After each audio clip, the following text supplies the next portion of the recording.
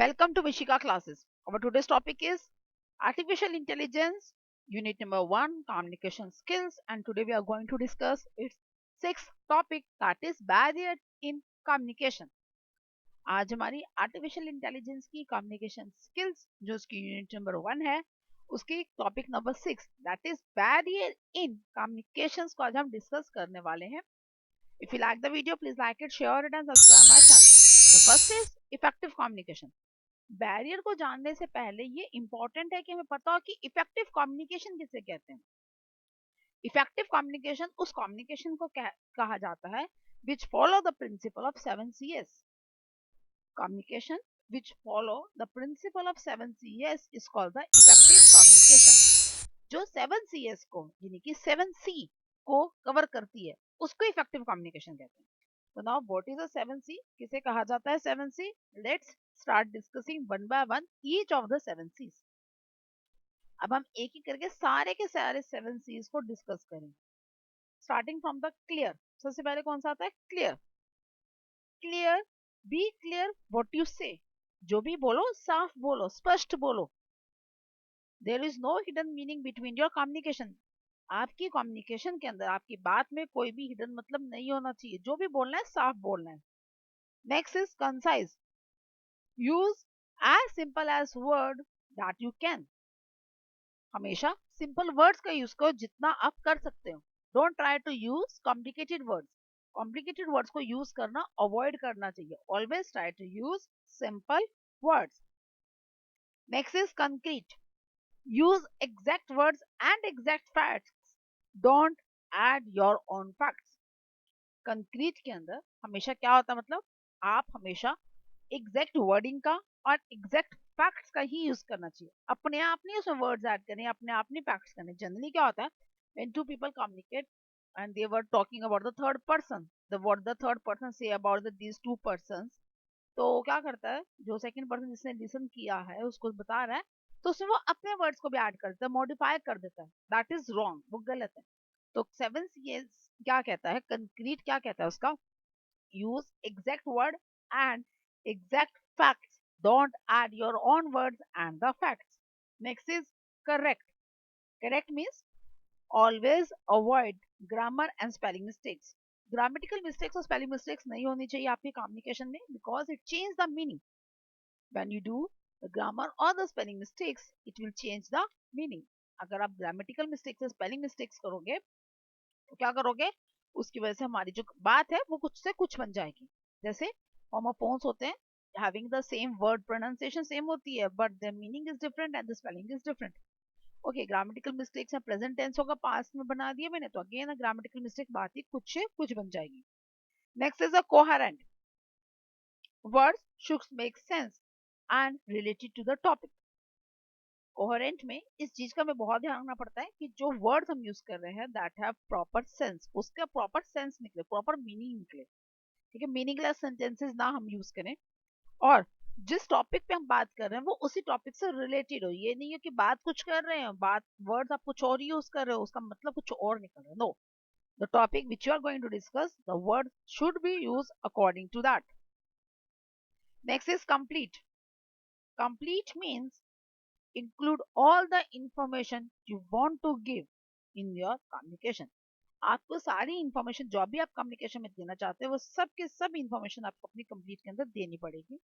Next is a courteous. courteous means be respectful, be friendly and be honest. हमेशा दूसरे की respect करो. अपनी कम्युनिकेशन में जिससे भी आप बात कर रहे हो उसकी रिस्पेक्ट करनी चाहिए, उसे फ्रेंडली हो, उसे ऑनेस्ट हो. ये नहीं हो कि आप उसकी रिस्पेक्ट नहीं कर रहे, आप उसको नीचा दिखाते हुए फिर कम्युनिकेट करो. दिस इज वेरी रॉन्ग, ये बहुत ही गलत है. अब हमने 7 C's का रूल तो पढ़ लिया है, इससे हमें पता चलेगा कि हमारी कम्युनिकेशन कैसी होनी चाहिए, कितनी इफेक्टिव होनी चाहिए और उसके लिए हम कैसे कर सकते हैं. Now we are going to discuss our today's main topic that is barrier in effective communication. आज का हमारा मेन टॉपिक यही है, बैरियर. बैरियर मीन्स रुकावट. कैसे रुकावट आती है, कौन कौन सी रुकावटें आती हैं हमारी कम्युनिकेशन के अंदर और हम कैसे इंप्रूव कर सकते हैं, यही आज का मेन टॉपिक है. तो सबसे पहले तो हमें ये पता होना चाहिए that what is the meaning of barrier. Barrier का मतलब क्या होता है. Barrier means the transfer of incorrect information.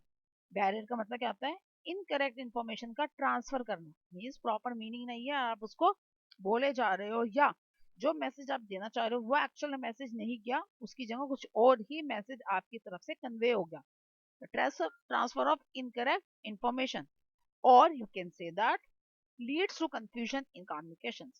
Communication आप कर रहे हो, दो पर्सन कम्युनिकेट कर रहे हैं और उसमें कोई कंफ्यूजन क्रिएट हो गई, that is also a barrier, वो भी बैरियर कहलाती है। मीन्स अगर अपनी इंफॉर्मेशन इनकरेक्ट पहुंची वो भी गलत है, और अगर उससे कंफ्यूजन कोई क्रिएट होगी तो वो भी गलत है। तो what is a barrier? Barrier is a transfer of incorrect information, or you can say that it is leads to the confusion in the communication. Now we are going to discuss the types of barrier. Barrier के types को discuss करेंगे one by one. The first one is a physical barrier. सबसे पहला है और सबसे important barrier कौन सा है? Physical barrier. What is the physical barrier? That is the environmental or the natural conditions occur हो जाती हैं जब भी हमारी communication के अंदर, that is called a physical barrier. Means किसी भी रीजन की वजह से आपकी बात वहां तक नहीं पहुंच पाई है, because you are not physically present है, आप फिजिकली प्रेजेंट नहीं थे। अगर आप फिजिकली प्रेजेंट नहीं थे तो it has a problem that you can see the gestures, जो रिसीवर है वो आपके जेस्टर्स को नहीं देख पाएगा, आपकी बॉडी लैंग्वेज को नहीं देख पाएगा। तो what will happen, it will make less effective, वो लेस इफेक्टिव बन जाएगा, तो आपकी प्रॉपर इंफॉर्मेशन वहां तक नहीं पहुंच पाएगी, and which will leads to the, इससे क्या होगा, which will leads to the confusion, confusion create हो जाएगी। Now the next one is a linguistic barrier. अब what is the meaning of linguistic? Linguistic का मतलब क्या होता है? Language. What is the meaning of linguistic? Language. और linguistic barrier क्या हो गया? The barrier which is caused to the language, language barrier को ही लिंग्विस्टिक बैरियर कहा जाए। ओके, तो ये सबसे कॉमन बैरियर है, because some people knows some languages, some people knows other languages, and then it becomes a barrier, तभी रुकावट आ जाती है। For example, the person who I want to talk only knows Punjabi, but I don't know Punjabi to speak and to read and to learn. मुझे पंजाबी नहीं आती है, लेकिन जिससे मैं बात करूँ तो सिर्फ पंजाबी आती है, then how I can communicate with that particular person, तो मैं उससे कैसे बात करूंगी? तो it means there is a linguistic barrier. वो बोलेगा कुछ, मैं समझूंगी कुछ, और मैं उसको रिप्लाई कुछ और ही दूंगी, और उसके बाद वो जो उसका फीडबैक मिलेगा वो भी गलत मिल जाएगा उसको। तो it means there is a linguistic barrier, वो लिंग्विस्टिक बैरियर आ गया। तो linguistic barrier is a most common barrier, सबसे बड़ा बैरियर है ये। Next the interpersonal barrier. What is the interpersonal barrier? The message is received different from how it was created. जैसा वो बनाया गया था, जैसे वो बताया गया था, वैसा मैसेज ना पहुंच के कुछ और ही पहुंचाना।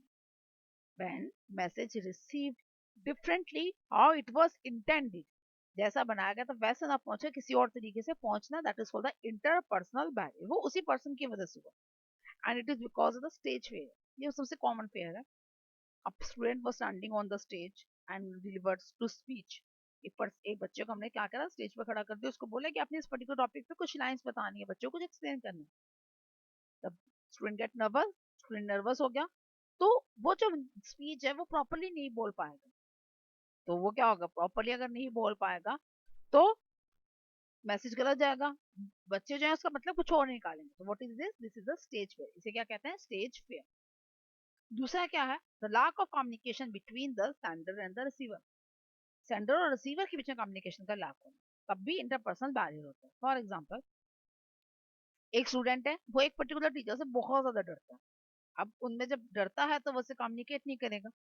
The student is receiving some problem from last few days in a particular topic. एक ही टॉपिक के अंदर उसे कुछ दिनों से कुछ प्रॉब्लम आ रही है, but because of that he was fair with that particular teacher, he or she can't ask that particular question.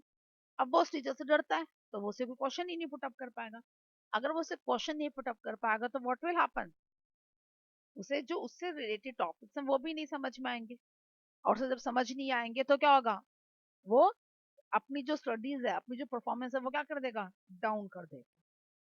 तो this is called the lack of communication between the sender और रिसीवर। इस तरीके से sender और receiver के बीच में lack of communication create होता है। The next is the organizational barrier. Organizational barrier is very formal communication, तब क्रिएट होती है जब फॉर्मल कम्युनिकेशन होती है, मीन्स टू द पॉइंट बात करनी है।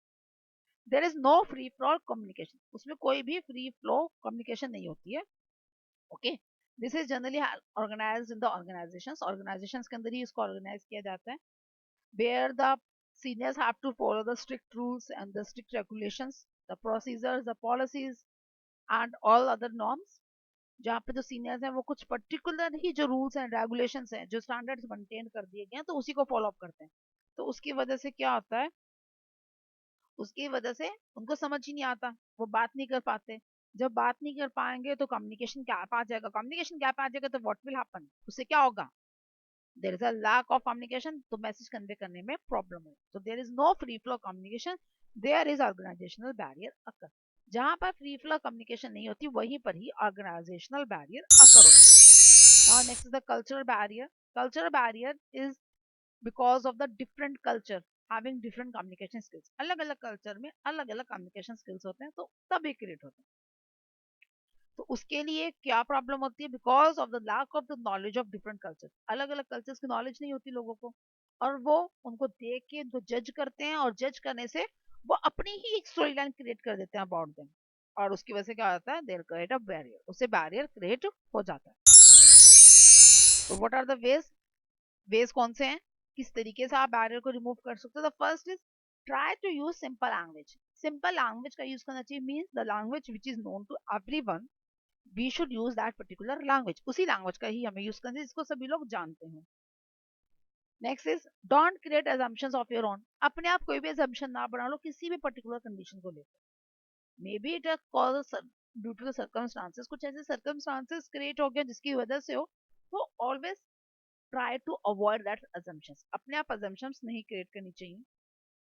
Try to do direct communication, जब भी कोई भी अगर कंफ्यूजन क्रिएट हो भी गई है, ओके, तो उसमें क्या करो, डायरेक्ट कम्युनिकेशन का ट्राई करो, सो दैट जो भी कंफ्यूजन है वहीं की वहीं सॉर्ट आउट हो जाए।